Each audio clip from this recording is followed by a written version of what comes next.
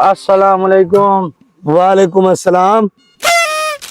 यार भूल गया मैं। oh, no! दोबारा कर, अब की बार भूलना नहीं। अस्सलाम वालेकुम। वालेकुम अस्सलाम। यार डायलॉग क्या था, मैं दोबारा भूल गया हूँ। उस्ताद हमेशा उस्ताद होता है। क्या मतलब उस्ताद उस्ताद होता है? मेरे बगैर तुम दिलात बोल के दिखाओ, इसीलिए मैं तुम्हारा उस्ताद हूँ।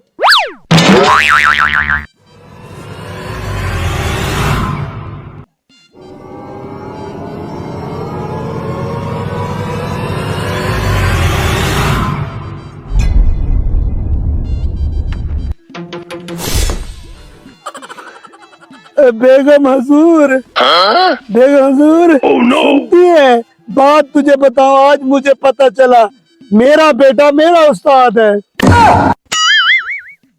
मेरी बात सुनते हो?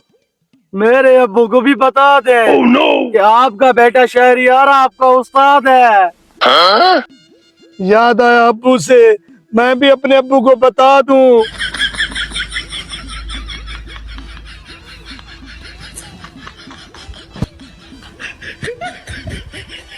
अब्बू जी सुनते हैं?